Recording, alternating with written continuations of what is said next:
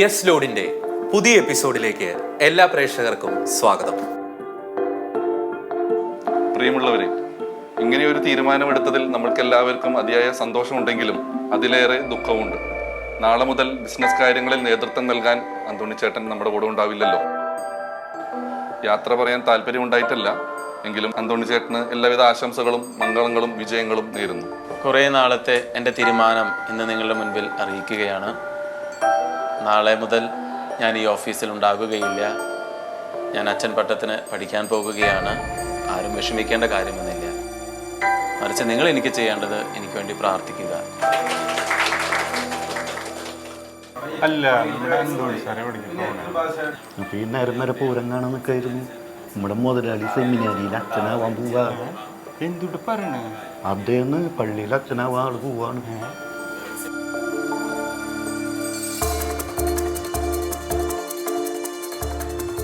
തൃശൂരിലെ Everest jewellery ഉടമ എരിഞ്ഞേരി കുഞ്ഞച്ചന്റെ മകൻ നീണ്ട 11 വർഷക്കാലം സ്വർണ്ണ വ്യാപാര രംഗത്ത് പ്രവർത്തിച്ചതിനു ശേഷം വൈദിക ജീവിതം തെരഞ്ഞെടുത്ത വ്യക്തി ഇപ്പോൾ തൃശൂർ അതിരൂപതയിലെ നടത്തറ തിരുഹൃദയ ദേവാലയത്തിൽ അസിസ്റ്റന്റ് വികാരിയായി സേവനമനുഷ്ഠിക്കുന്നു. എൻ്റെ പേര് ഫാദർ ആൻ്റണി മേനാച്ചേരി. ഒല്ലൂർ ചിയാരം എന്ന പ്രദേശത്ത് മേനാച്ചേരി എരിഞ്ഞേരി കുഞ്ഞച്ചൻ്റെയും പരേതയായ റോസിയുടെയും മൂന്നാമനായി ഞാൻ ജനിച്ചു. വർഷങ്ങളായിട്ട് എൻ്റെ കുടുംബം ഏതാണ്ട് ഒരു 3-4 തലമുറയോളം കച്ചവടമാണ്. അച്ഛൻ സെമിനാരിയിൽ ചേരുന്ന സമയത്ത് അച്ഛൻ്റെ ബിസിനസ് മേഖലയിൽ ഏത് ഉത്തരവാദിത്തത്തിലായിരുന്നു? അപ്പച്ചൻ്റെ സ്വർണത്തിൻ്റെ ഹോൾസെയിൽ മേഖലയിലാണ് ഞാൻ ഏറ്റെടുത്ത് നടത്തിയിരുന്നത്. മൂത്ത ജ്യേഷ്ഠൻ എവറസ്റ്റ് ജ്വല്ലറി നടത്തുന്നു, ഞാൻ ഹോൾസെയിൽ നടത്തുന്നു. അച്ഛൻ പറഞ്ഞതുപോലെ വർഷങ്ങളായിട്ട് ഒരു ബിസിനസ് ചെയ്യുന്ന ഒരു സമ്പന്ന കുടുംബമാണ് അച്ഛൻ്റേത്. അപ്പം ഒരു സമ്പന്ന കുടുംബത്തിൻ്റെ എല്ലാ സുഖങ്ങളും സൗകര്യങ്ങളും അറിഞ്ഞും അനുഭവിച്ചുമാണ് അച്ഛൻ വളർന്നത്. പക്ഷെ എന്നിട്ടും വൈദിക ജീവിതത്തിലേക്ക് അച്ഛനെ ആകർഷിച്ചത് എന്തായിരുന്നു? ആദ്യമായിട്ട് വൈദികനാകണം എന്നൊരു ആഗ്രഹം അച്ഛൻ്റെ മനസ്സിൽ വന്നത് എന്തായിരുന്നു? പഠിച്ചുകൊണ്ടിരിക്കുമ്പോൾ ഞാൻ ഹൈസ്കൂൾ പഠനത്തിൻ്റെ സമയത്ത് എനിക്കുണ്ടായിരുന്ന അസ്വസ്ഥതയുടെ ഒരു മനസ്സിലുണ്ടായിരുന്ന ഒരു അസ്വസ്ഥതയാണ് എൻ്റെ ദൈവങ്ങളുടെ ഒരു ആദ്യ പടി എന്ന് പറയുന്നത്. ആ അസ്വസ്ഥത ആയിരിക്കുന്ന സമയത്ത് ദേവാലയ ശുശ്രൂഷ ചെയ്തിരുന്നു. ആൾട്ടർ ബോയ് ആയിരുന്നു. പിന്നീട് ബലിയർപ്പിക്കുന്ന വൈദികനെ കണ്ടപ്പോൾ ആ ഒരു ശുശ്രൂഷ എനിക്ക് ചേരുമോ എന്ന് ചിന്തിച്ചു. പിന്നീട് പല വൈദികരുടെയും എൻ്റെ വികാരിയച്ഛൻ്റെയും അന്നത്തെ കൊച്ചച്ഛൻ്റെയും നേതൃത്വപ്രകാരം ദൈവവിളിയാണെന്നത് തിരിച്ചറിഞ്ഞു.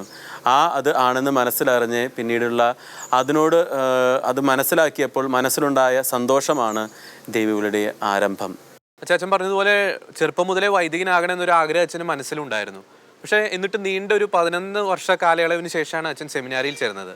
എന്തുകൊണ്ടാണ് ഇത്രയും വൈകിയത്? 10th കഴിഞ്ഞപ്പോൾ തന്നെ കുടുംബത്തിൽ ഒരു ആഗ്രഹം പറഞ്ഞിരുന്നില്ലേ? തീർച്ചയായിട്ടും 10ാം ക്ലാസ് പഠിച്ചപ്പോൾ വൈദികനാകണം.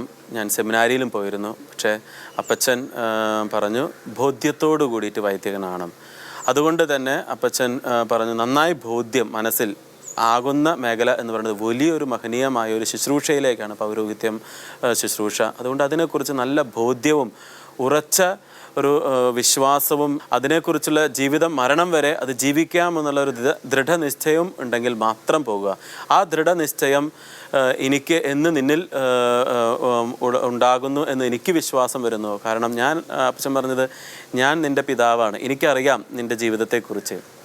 ആ ഒരു നിശ്ചയം എനിക്ക് മനസ്സിലാകുന്നത് വരെ നീ വീട്ടിലായിരുന്നു കൊണ്ട് എല്ലാത്തിലും ഇടപെട്ടുകൊണ്ട് എന്നിട്ടും നിനക്ക് ആ വൈദികനാകുവാൻ ആഗ്രഹമുണ്ടെങ്കിൽ തീർച്ചയായിട്ടും അത് നിന്റെ ദൈവവിളിയാണ്.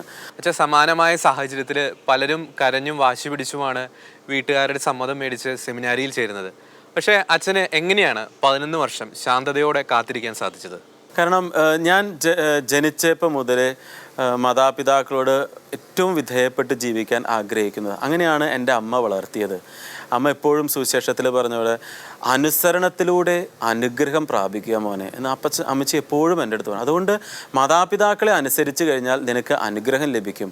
ആ ഒരു വലിയ ബോധ്യമുള്ളത് കൊണ്ട് ഈ മാതാപിതാക്കളോട് വിധേയപ്പെട്ടും അനുസരിച്ച് അവരുടെ പൂർണ്ണ സമ്മതം ഉണ്ടായാൽ മാത്രമാണ് ജീവിതത്തിൽ വിജയിക്കാൻ സാധിക്കുകയുള്ളൂ എന്ന്. കാരണം അമ്മ എപ്പോഴും ഞങ്ങളെ വളർത്തുമ്പോൾ പ്രത്യേകമായിട്ട് ഞങ്ങൾ എപ്പോഴും പറയും, നിങ്ങൾ എവിടെയായിരുന്നാലും ഞങ്ങളുടെ അനുഗ്രഹം നിങ്ങൾക്ക് എപ്പോഴും ഉണ്ടായിരിക്കണം. അതുകൊണ്ട് ആ അനുഗ്രഹവും എന്നും ഉണ്ടാകണമെങ്കിൽ ഞങ്ങളുടെ മനസ്സിനെ സന്തോഷിപ്പിക്കണം. ആ ഒരു ബോധ്യമുള്ളത് കൊണ്ട് ഞാൻ ഒരു കാര്യം തീരുമാനിച്ചിരുന്നു. എൻ്റെ ജീവിതത്തിൽ മാതാപിതാക്കളുടെ ആ വലിയ ഒരു അനുഗ്രഹവും സന്തോഷവും അത് ഉണ്ടാകണമെന്ന്. അതുകൊണ്ട് തന്നെയാണ് ശാന്തമായി കാത്തിരുന്നത്. ആ അമ്മ തന്ന വലിയ ഒരു ചൈതന്യം, പ്രാർത്ഥനയിലൂടെ ദൈവവാക്യത്തിലൂടെ തന്ന ആ ചൈതന്യം അതെന്നെ വല്ലാതെ സ്പർശിച്ചിരുന്നു. അതുകൊണ്ട് തന്നെയാണ് ഞാൻ കരയാനൊന്നും പോയില്ല. പക്ഷെ എടുത്ത തീരുമാനത്തിൽ ദൃഢനിശ്ചയത്തോടുകൂടി നിന്നിരുന്നു. ഞാൻ അമ്മയോട് പറഞ്ഞു, ഞാനത് എടുത്തത് തന്നെ, അതിൽ മാറ്റമൊന്നുമില്ല. അങ്ങനെ ശാന്തമായി നിന്നു. അവരെന്ന് സമ്മതിക്കുന്നു അതുവരെ ഞാൻ കാത്തിരിക്കും എന്നുള്ളൊരു ദൃഢനിശ്ചയം. അച്ഛൻ പറഞ്ഞതുപോലെ ഒരു നീണ്ടൊരു കാത്തിരിപ്പ്, ഒരു ഉറച്ചൊരു തീരുമാനം എടുക്കാൻ അച്ഛനെ സഹായിച്ചു. അച്ഛൻ പറഞ്ഞു ഈ 11 വർഷക്കാലം അച്ഛൻ ബിസിനസ് മേഖലയിലായിരുന്നു. ബിസിനസ്സിൻ്റെ തിരക്കുകൾ, ലോകത്തിൻ്റെ മോഹങ്ങളിൽ കണ്ണുടക്കി പോകാനുള്ള എല്ലാ സാധ്യതകളും ഉണ്ടായിരുന്നു. പക്ഷെ അതിൻ്റെ എല്ലാം മധ്യേ അച്ഛൻ്റെ ആത്മീയതയും വൈദികനാകണം എന്നൊരു ആഗ്രഹവും അച്ഛൻ കാത്തു സൂക്ഷിച്ചു. എങ്ങനെയായിരുന്നു? ഈ ഒരു 11 വർഷം എൻ്റെ വൈദിക ജീവിതത്തെ ഒന്ന് ചിട്ടപ്പെടുത്തുവാൻ എനിക്ക് വളരെയേറെ സഹായിച്ചിട്ടുണ്ട്. അതിന് ഏറ്റവും പ്രധാനപ്പെട്ടത് എൻ്റെ മാതാപിതാക്കളുടെ പ്രാർത്ഥനയാണ്. അമ്മ ജപമാലയുടെ വലിയൊരു ഫാൻ എന്ന് പറയാം. നടക്കുന്നിടത്തെല്ലാം ജപമാല ചൊല്ലി ഇങ്ങനെ നടക്കുന്നത് ഒരു ശീലമാണ്. പലപ്പോഴും അടുക്കളയിലും മറ്റേ വിശ്രമവേളയിലൊക്കെ ഞാൻ അകലെ നിന്ന് കണ്ടിട്ടുണ്ട് അമ്മ അങ്ങനെ നീണ്ട ജപമാലകൾ ചൊല്ലുന്നത്. തീർച്ചയായിട്ടും എൻ്റെ ഈ ഒരുക്ക കാലയളവിൽ അമ്മയുടെ ഈ ജപമാല വല്ലാതെ എന്നെ സഹായിച്ചിട്ടുണ്ട്, സ്പർശിച്ചിട്ടുണ്ട്. ഇന്നും അതുകൊണ്ട് തന്നെ എൻ്റെ ജീവിതത്തിൽ, വൈദിക ജീവിതത്തിൽ സന്തോഷകരമായി ചെയ്യുന്നത് അമ്മ പഠിപ്പിച്ച ആ ഒരു ജപമാല തന്നെയാണ്. അതുപോലെ തന്നെ അപ്പച്ചനും അതുപോലെ തന്നെയാണ് ഈ ജപമാലയിൽ ഒട്ടും പിന്നാക്കുമല്ല. എനിക്കിപ്പോഴും ഓർമ്മയുണ്ട്, ഈ പുത്തമ്പള്ളിയിൽ ഞങ്ങൾ കച്ചവടം ചെയ്തിരുന്ന പുത്തമ്പള്ളി മേഖലയിലാണ് ഞങ്ങളുടെ കടയും ഇതൊക്കെ. ഈ പുത്തമ്പള്ളിയിൽ ചിലപ്പോഴൊക്കെ അപ്പച്ചൻ പറയും, ഞാൻ ഒന്ന് പുറത്ത് പോയിട്ട് വരാം. ചിലപ്പോഴൊക്കെ ഞാൻ കണ്ടിട്ടുണ്ട് അപ്പച്ചൻ കൈകൾ വിരിച്ച് പുത്തമ്പള്ളിയുടെ അൾത്താരന് മുൻപിൽ ജപമാല ചെല്ലുന്നത്, നീണ്ട നേരം കൈകൾ വിരിച്ച് ജപമാല ചെല്ലുന്നത്. അതെല്ലാം എൻ്റെ ഈ ഒരുക്ക കാലയളവിലെ ഒത്തിരിയധികം സഹായിച്ചിട്ടുണ്ട്. അപ്പച്ചൻ്റെ അമ്മച്ചിയുടെയും നീണ്ട പ്രാർത്ഥന. കാരണം എന്ത് മുടക്കം വന്നാലും അപ്പച്ചനും അമ്മച്ചിയും ഈ ഭവനത്തിലെ പ്രാർത്ഥന മുടക്കില്ല. ഏത് ആഘോഷങ്ങളുടെ നടുവിലും അപ്പച്ചൻ പറയും, തീർച്ചയായിട്ടും പ്രാർത്ഥന മുടക്കി ഒന്നുമില്ല.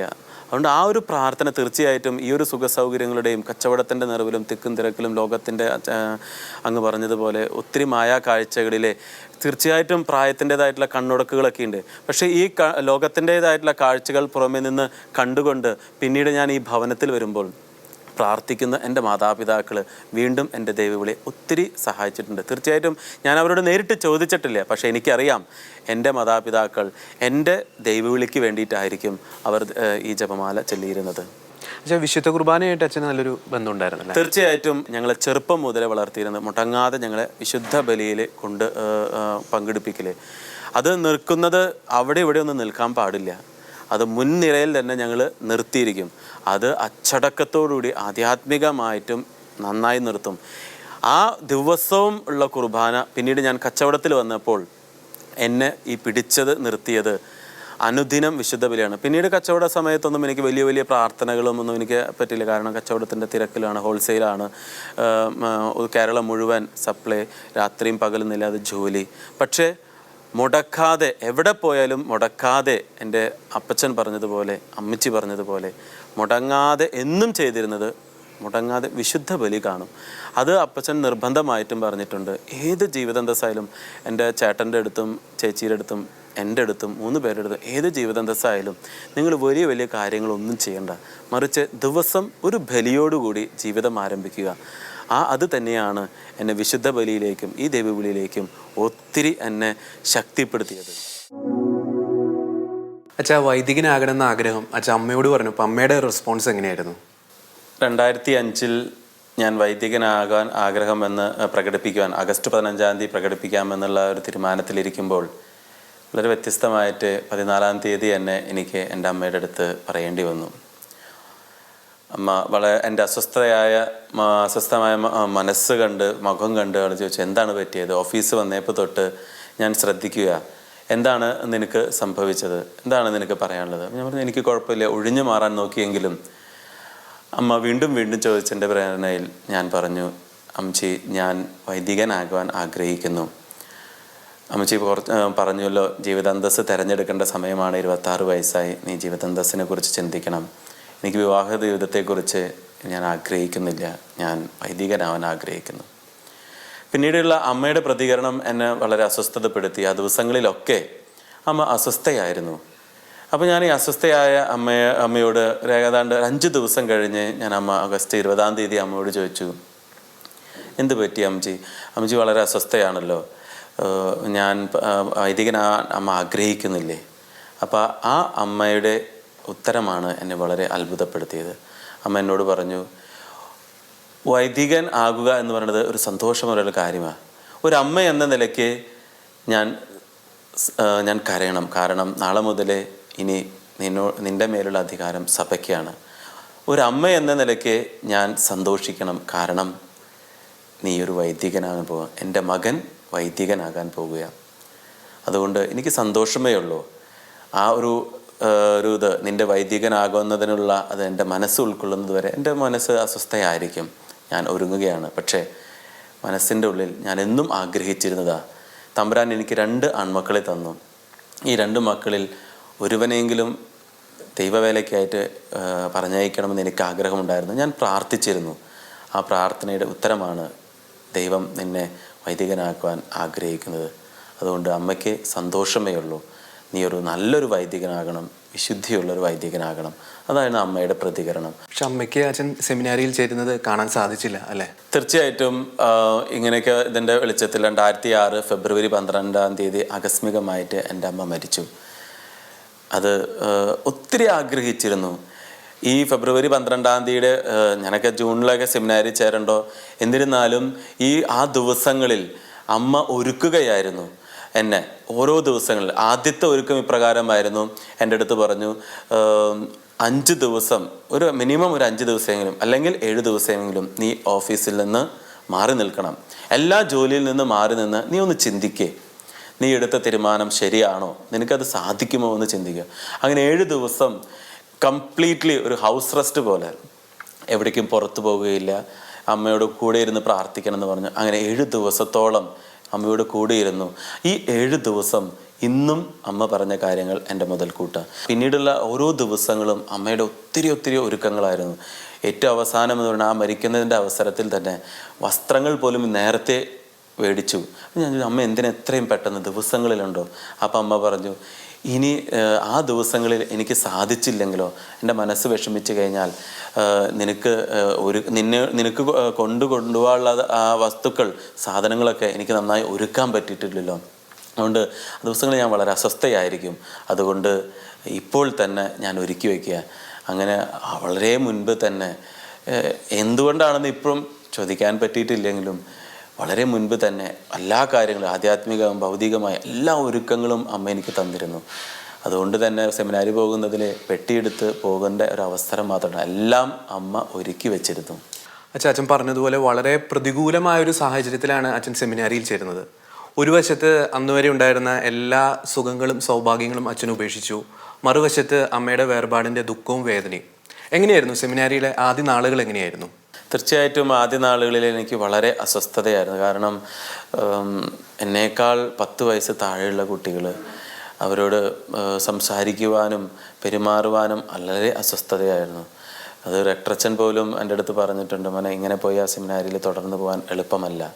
ആരോടും മിങ്കിൾ ചെയ്യാനൊരു പ്രയാസം ഉണ്ടായിരുന്നു. കാരണം ഞാൻ മാത്രമാണ് ഇത്രയും മുതിർന്ന, 26 വയസ്സുള്ള ഞാൻ മാത്രമേ ഉള്ളൂ.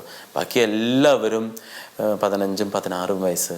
എനിക്ക് തീർച്ചയായിട്ടും ആ ജീവിതത്തോട്, പിന്നെ അത് മാത്രമല്ല അവരിൽ ഒരുവനാവണം, എല്ലാതും ചെയ്യണം, എല്ലാം ഞാൻ ചെയ്യണം.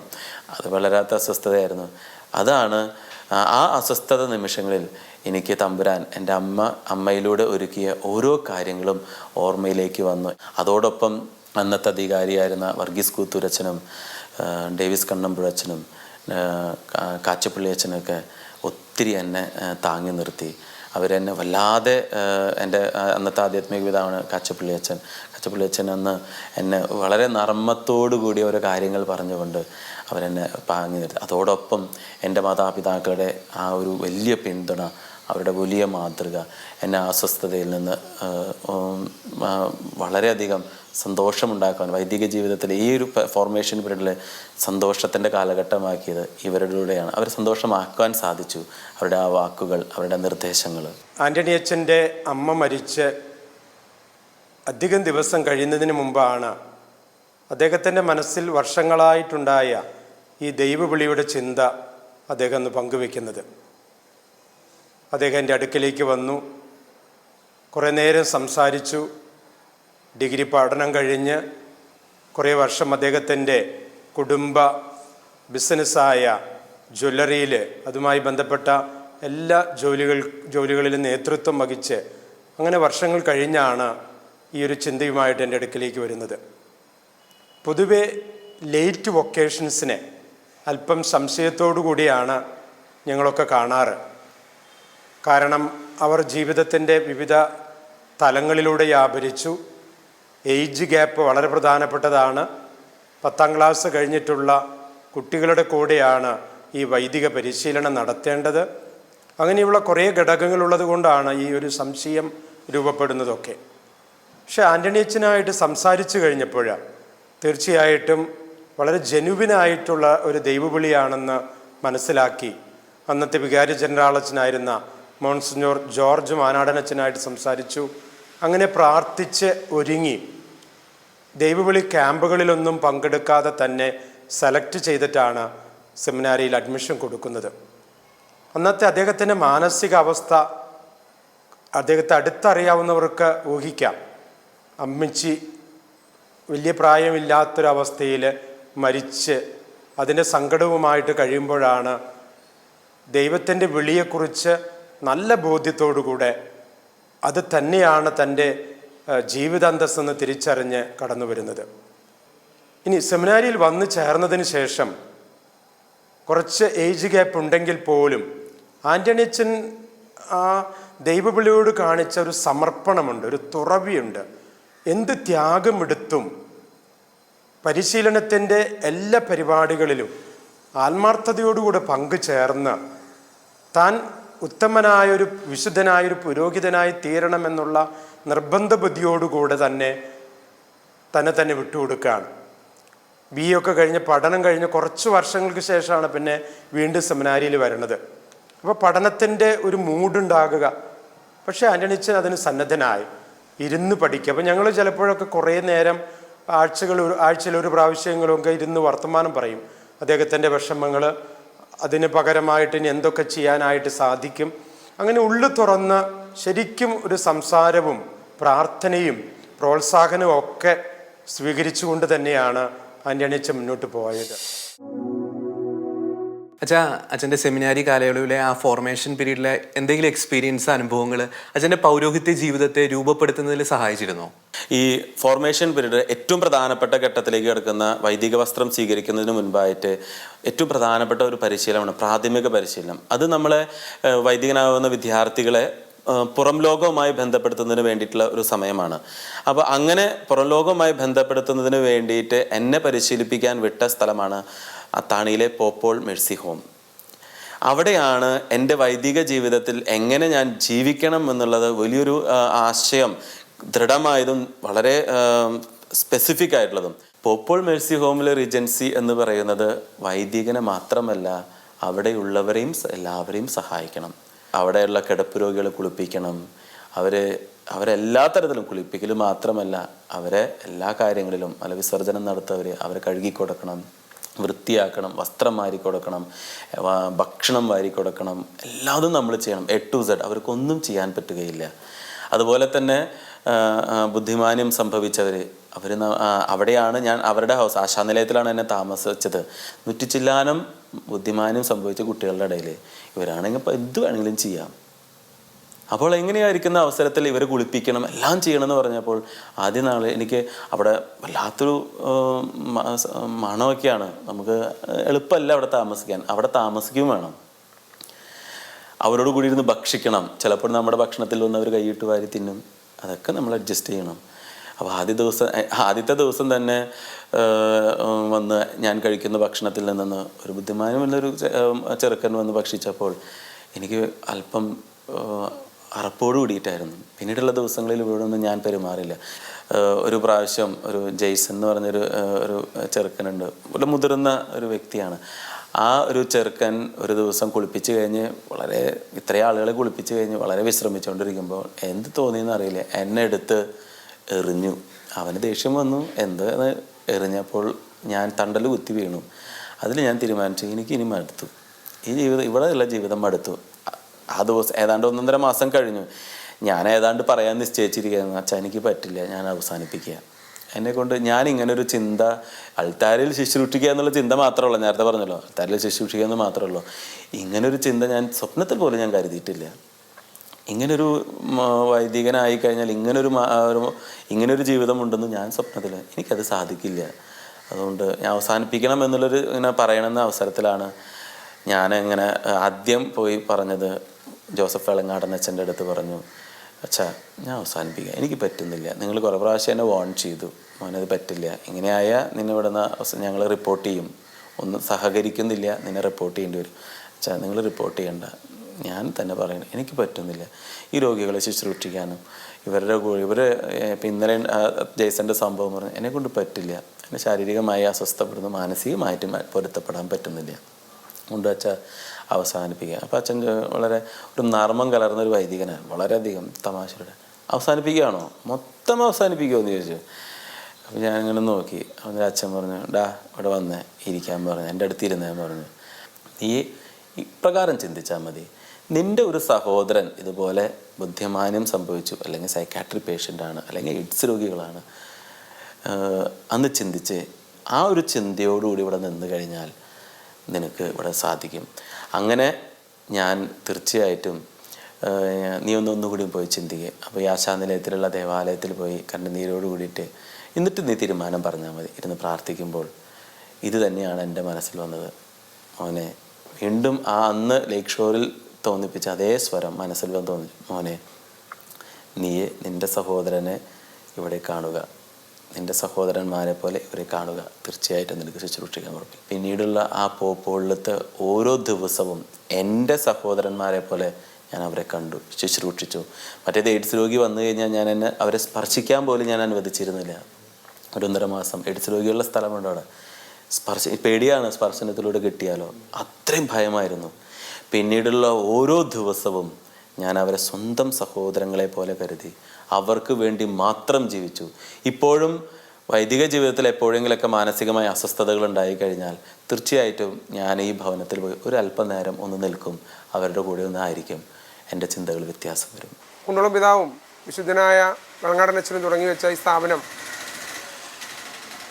ആന്റണിക്ക് ഏറെ കൗതുകമുണർത്തുന്നതായിരുന്നു. വെളങ്ങാടൻ അച്ഛൻ ആ സ്ഥാപനത്തിൽ അന്നേരം അവസാന ഘട്ടത്തിൽ അദ്ദേഹത്തിൻ്റെ ജീവിതത്തിൻ്റെ അവസാന ഭാഗത്ത് അവിടെ ചെലവഴിക്കുന്ന കാലമായിരുന്നു. ആൻ്റണിയുമായി ഏറെ സൗഹൃദം പുലർത്തുകയും അച്ഛൻ ആ സ്ഥാപനം തുടങ്ങുന്ന സാഹചര്യങ്ങൾ വിശദീകരിച്ചു കൊടുക്കുകയും ആരാൽ ഉപേക്ഷിക്കപ്പെട്ട നിത്യരോഗികളായ പരസഹായം ആവശ്യമുള്ളവരെ ശുശ്രൂഷിക്കാൻ തുടങ്ങിയ സാഹചര്യമൊക്കെ ആൻ്റണിക്ക് വിശദീകരിച്ചു കൊടുത്തപ്പോൾ ഏറെ പണ്ഡിതനായ വെളങ്ങാടൻ അച്ഛൻ ഈ പാവപ്പെട്ട രോഗികളെ കുളിപ്പിക്കുകയും ശുശ്രൂഷിക്കുകയും ചെയ്ത അനുഭവം ആൻ്റണിയെ ഏറെ സ്വാധീനിച്ചു.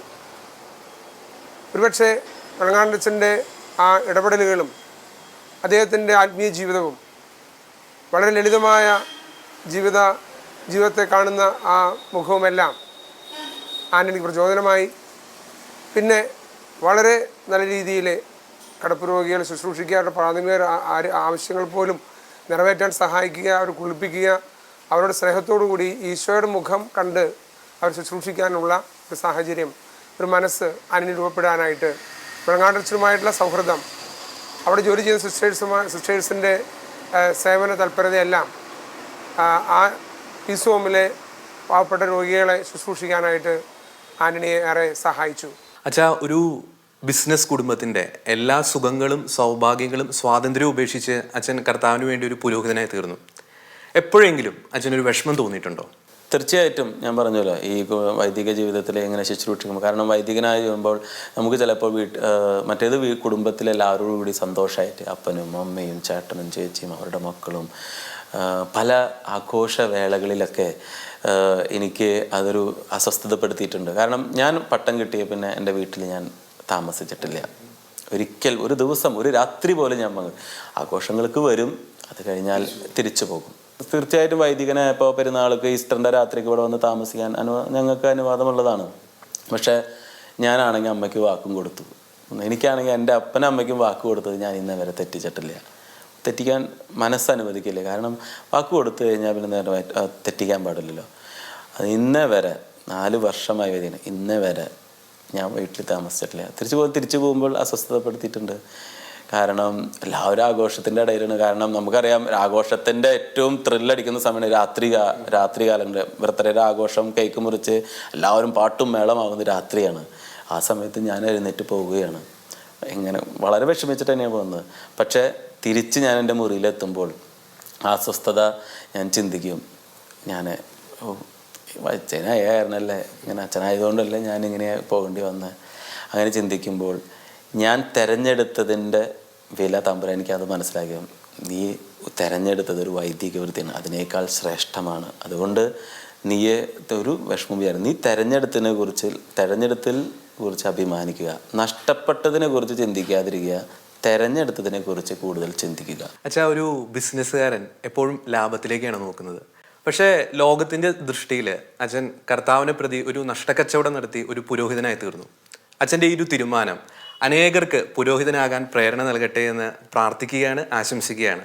താങ്ക് യു അച്ഛൻ. തീർച്ചയായിട്ടും മനസ്സ് തുറന്ന് സംസാരിച്ചത് എനിക്കും സന്തോഷവും കൃതജ്ഞതയുമാണ്. സന്തോഷം.